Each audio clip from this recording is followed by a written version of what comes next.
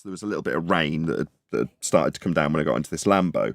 So when you get to the same hairpin, I'm expecting him to try and, focus my attention on exactly how much acceleration and definitely no brakes at this point. No, off the brakes now, completely off. That's how the instructor was with me in the Ferrari. In the Lambo, he's like, oh, it's raining now. He says, bury the throttle when I'm halfway through this hairpin. Right? He just shouted it at me. So I plant my foot on the accelerator and all four wheels released their grip and are spinning on the spot as you go around the corner at 60 miles an hour. And you're looking out the other side window because you're going sideways now with all four wheels spinning and spray coming up the side windows. And the instructor's going, woohoo! Right? Because we're four-wheel power sliding around this hairpin. And I'm just exhilarated. It's just so much fun. Wow, that looks amazing. All that carbon fibre. And he laughed. And he went, no. And he just puts his finger behind one of the pieces and just flicks it. And it sort of rattles around. He says, come here. And he brings me around to the side of the car so I can just sort of peer in and over behind this bit of carbon fibre. And it's zip-tied to like bits of metal that are all really badly welded behind this piece of carbon fibre. And I was like, oh, God, that's awful. He says, yes, the whole car's like that. And then he said a sentence that I'll never forget. He says, held together with zip ties and dreams. But it was awful. That sounds like the Globe. That's all about.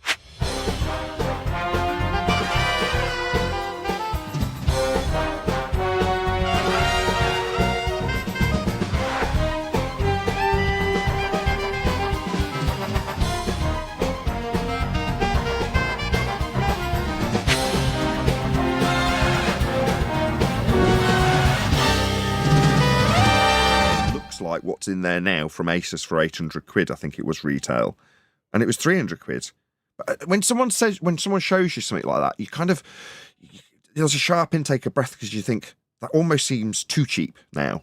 If you go, oh well, this would be what I would buy. ASRock's a bit of a cheaper brand than ASUS, and it's 600 quid. You go, oh yeah, well that makes sense. It's a bit cheaper than the 800 quid one in there, and it's not as reputable a brand. But you say it's more reliable, great. But when it's like less than half the price, you go, is that going to be crap? Because it seems too cheap, almost. Anyway, that was my logic and my day and my morning. Well, the same thing can happen with cars. You know what I mean? You can buy a Jeep that's made by Suzuki or something. It's only a fraction of the price that a Land Rover costs. And it matches the Land Rover and even beats it. Something like that. The same thing can happen. It's like price doesn't always equal standard. My parents had that exact example, right? My parents used to live on a farm, and when they did, they had two 4x4s. One was a Suzuki Jimny, and the other one was a Suzuki Grand Vitara XL. Now, the Grand Vitara XL was leather seats and nice big V6 and big luxury SUV off-roader with proper, ladder chassis and designed to do what you'd expect when it's on a farm, up and down massive hills. And it was very capable, right, with low range and all the rest of it. However, the Jimny, which was 1/10 of the price and was horrendous in terms of its reviews, everybody hated it, would go up and down anything. It would literally be thick with snow and ice. Everyone else is stranded, even in their big 4x4s, and this thing would be towing them out. Literally. It was nuts. It was really capable. And in the last 2 or 3 years, they re-released it with some Barbie-style fairing, and now everybody loves it. It's like the London cool, chic 4x4, like little mini 4x4. It's like they go from being, oh, that's an awful car, because it had no pickup and it was like not very well geared for normal roads and things that you'd expect out of a crappy little 4x4, which it was. But when it came to going up a hill on ice in low range, it could beat everything. So it doesn't necessarily follow that cheap stuff's garbage if it's built for purpose. Yeah? I think that's your point. Yeah, exactly. I mean, the Jimny, it makes sense because the Japanese are smart about what they do. And they would have thought that out. They would have said, if it's got good power in the low gears and it's got a pretty big wheel, a pretty high off the ground wheel situation, and it's got power in the low gears, then and we were going to make it to be a smaller vehicle, then it's going to be light. It's going to have more power, low gears, and it's going to be light. It's probably short wheelbase as well, won't it? So it's going up and down things that bigger vehicles can't. That they have all this weight and a long wheelbase. That's not. Whereas the Jimny only needed, like, if you go low power, the low gear power for the Jimny in relation to the low gear power for a Land Rover or something, like the Land Rover probably, oh, well, the Land Rover has got way more power. Yeah, but if you put the weight ratio and the long wheelbase and all that into it, then, you know what I mean, that changes the whole scenario. The ratios change because the length of the wheelbase and the weight of the thing and how it's weighted in relation to its power in the low gears makes it better for going up and down. Because you don't want weight, do you? You don't want weight when you're trying to go up and down snowy hills. Exactly. You're doing this sort of stuff at 5 miles an hour or less. And, you know, because it's low-powered, little tiny engine, light, like you say, you get on an A road and it's struggling to do 60 and it's all noisy and air noise and tyre noise and it's all over the place. And it's like, this is horrible. You're like, well, yeah. You stick it on a motorway and it's terrifying. But that's not what it's built for. Anyway, let's stop talking about cars, especially boring old crap ones. Yeah, but it's true about standards. It's like there's no guarantee that what you're going to buy, just because it costs a lot of money, that there isn't something that's a lot cheaper than it that will match it. There's no guarantee of that. You know, that was shown with Ferrari. It was like, I mean, if you look at people with talking about speed and stuff like that, some of the Japanese companies, Japan again, came out with cars, and some of the more smaller European sports car builders came out with cars that could match Ferrari and that for top speeds and stuff like that. Now, they may not have the badge, they may not have all the luxuries, all of them, but they could match it on a straight run for speed. Do you know what I mean? Yet it's not going to cost you a couple of $100,000 to buy one, if you know what I mean. And you're stuck in 80s pricing. Now, the Super Saloon's 200 grand and the Ferraris are 500 to £1 million. Yeah, exactly. No, my pricing I knew was really dated. I remember the days when a Ferrari was 100 grand, but that's like late 80s, isn't it? Yes, it is. Like the baby Ferrari would be 90 grand in British money, and the V12 would be 112 grand, and you're like, wow, over 100 grand. A house costs that, a good house. Yeah, exactly. Yeah. But there you go. Like, I mean, would your ratio of house to car now, if you talk about a good house in London, that would cost a lot more than what it would cost for a Ferrari? I'd be surprised. The ratio is probably about the same. So, is it? Good house costs about £1 million. So it depends on the area. Obviously, varies wildly. Where I am, it's particularly expensive, or top 10 at least. Well, a normal house costs £500,000 here. It's ludicrous. Whereas a good house costs £1 million. Well, that's the same with Ferraris. The mid-range Ferrari, spec'd up, costs £500,000. And the good Ferrari costs 800 to £1 million. That's how it is now. Same as houses. It's weird. Yeah, I suppose you have a point. I always prefer the Lamborghinis anyway. But me too. Not that matters. I always like the Lamborghinis symbol and everything, just something about them. It's a better car to drive. Well, I drove both. My wife hired a couple for me to drive around a track, which was good fun. And there was all sorts of other people there with cars, which I tried. I got to try like 1,000 horsepower Evo, which was bonkers and terrifying. Anyway, the two cars that I was interested in, because at the time I was a reasonably high-flying rep. So in my mind, well, one day I might be buying one of these cars. That was literally what I had the mindset of. So I turned up in my, I don't know, couple-of-month-old S5, and it was fast, but I'm like, I want to see if this is actually faster. Now, as you've just described, they weren't faster, right? As strange as that would say, they just did different things. They could go around corners really quick, right?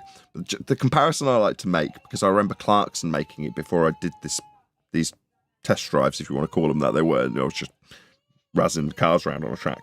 Anyway, Clarkson pointed out that the way he phrased it was, you go around a corner in a Ferrari with a very serious face, you go around a corner in a Lamborghini gurning. That was how he put it, right? Well, it's true. So in this Ferrari, there was a particular hairpin on this track, right? And when I got an instructor with me, and he's telling me, you know, how to feather the accelerator and balance the car and push it through this hairpin as fast as possible in this Ferrari.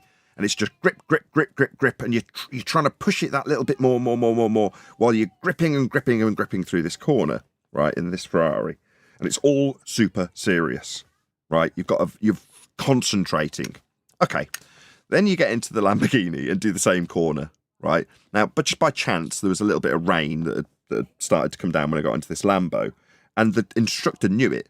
So when you get to the same hairpin, I'm expecting him to try and, focus my attention on exactly how much acceleration and definitely no brakes at this point. No, off the brakes now, completely off. That's how the instructor was with me in the Ferrari. In the Lambo, he's like, oh, it's raining now. He says, bury the throttle when I'm halfway through this hairpin, right? He just shouted it at me. So I plant my foot on the accelerator and all four wheels started like, what would you call it? We call it wheel spin. I don't know what you'd term it, but when they're not gripping, they've all released their grip and are spinning on the spot as you go around the corner at 60 miles an hour. And you're looking out the other side window as you go around, because you're going sideways now with all four wheels spinning and spray coming up the side windows. And the instructor's going, woohoo! Right? Because we're four-wheel power sliding around this hairpin. And I'm just exhilarated. It's just so much fun, right? Now, obviously, if I hadn't had an instructor there, I wouldn't have known to just plant my foot hard down on the throttle at that very moment. And because he shouted at me, I did it. The car did exactly as he expected.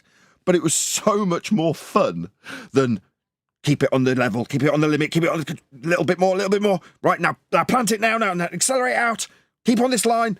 None of that. Just fucking plant it, and we'll slide around this corner very slowly compared to the Ferrari. I mean, don't get me wrong, you're probably doing 45 miles an hour sideways in the Lambo as opposed to 60 miles an hour in the Lambo, in the Ferrari. So you're like, yeah, okay, so you are going faster through that bend in the Ferrari, but who cares? It's like you're never actually going to be in a competitive race in either of these cars. Who cares? So therefore, which one's more fun? And the Lambo sounded a million times better. It's got a V10, so it just sounded brilliant. It sounded amazing. So much so that they had a stock Lambo, and when we were driving from the where they do all the lecture about how safe you need to be to the actual track, they had to cross a public road, and they stopped, and they had to put. This is a stock car. There was no fancy exhaust on it. It was stock. They had to put these extensions on that muffled the back of the exhaust. And they just got so tired of being pulled over because of the noise that it made. And this is, like I say, they hadn't done anything to it. It just came out of the factory breaking all UK noise regs. And that's how it's sold. So it just looks so stupid going across this public road with like 2.5 foot extensions out the back of the car that are like literally hanging out the back of it so it doesn't make too much noise as it goes over this public road. It's really stupid looking. I think that the Ferrari was always better on corners, but on a straight run, if I remember correctly, its top speed, the Lamborghinis, maybe not so much now, but for a long time, the Lamborghini was beating everybody. No one could beat them. Like the Countach was the fastest car in the world for a long, let's say commercial car, not obviously F1, but the fastest car in the world was the Countach for a long, long time. And as a kid, that was my favourite car, because what was the Cannonball Run movies? They had that in it, So, but I do remember. It's funny you're saying that. I do remember movies, and they often show Ferraris going around corners in a movie, and a lot of the shots would be of going around a corner. But when it comes to Lambos, it was about taking off and just passing everything else in a straight line, or going up a hill. So it might go around the corner, but slowly go up a hill, and it just looked good. And it makes a bit of sense now why I remember Ferraris going around corners and Lambos going in straight lines. Because you guys are crazy. It depends on the drivers. Depends on the driver. Maybe. Thanks. It may go faster, but it depends on who's driving. My friend Chris Gator was the greatest driver in the world, and he'd get behind a vehicle at anything and beat you.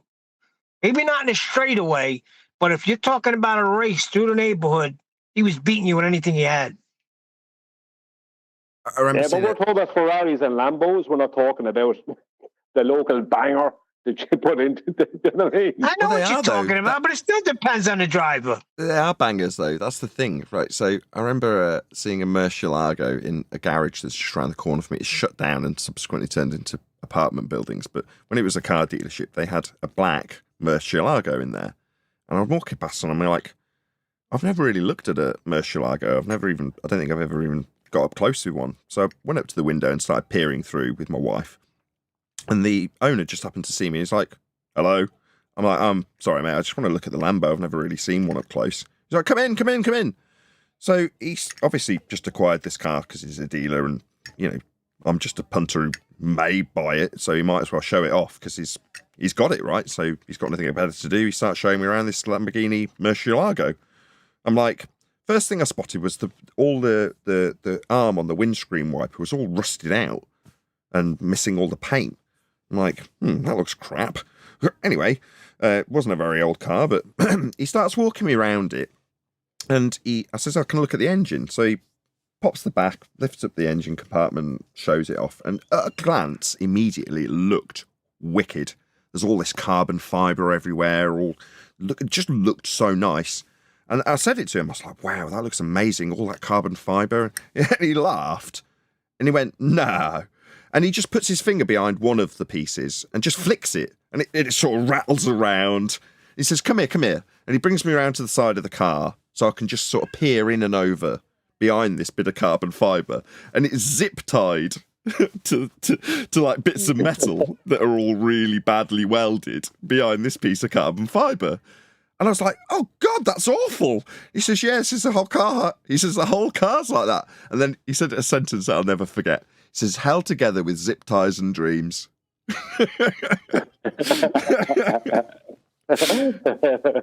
But it was awful. It's about whether you can. Yeah, it's about whether you can. Sounds afford like the one. Globe. That's all that matters. Well, one of the distinct things is, right, when if you ever get a chance to sit in one of those, I don't know if they're still like that now because they've changed a lot, but this particular I car heard you, chocolate. was very old Lamborghini-esque in the respect that the way that the gearbox works is it's pointing towards the front of the car. So it's a rear-engine car, but the gearbox points forwards. So that means that it's protruding into the cockpit or the engine cabin or whatever you want to call it. So you've got this enormous triangle-shaped section where you sit that's obscuring where you sit. And as a result, the whole car, the way the seat is positioned is sort of pointing off-centre. You're sort of pointing inwards because you've got to tilt the seat to put it around the gearbox. So as you get into this car, it kind of all seems wrong. Now, don't get me wrong, it's so cool because the doors open upwards and it's a Lambo, right? It's a V12 Lambo. So there's nothing uncool about it.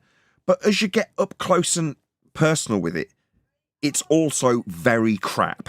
The way the dashboard's all sort of shrunk, the leather's shrunk around itself and it's all wrinkled and not quite fitting properly. And that is how it is. You know what I mean? There's just things about it that are crap.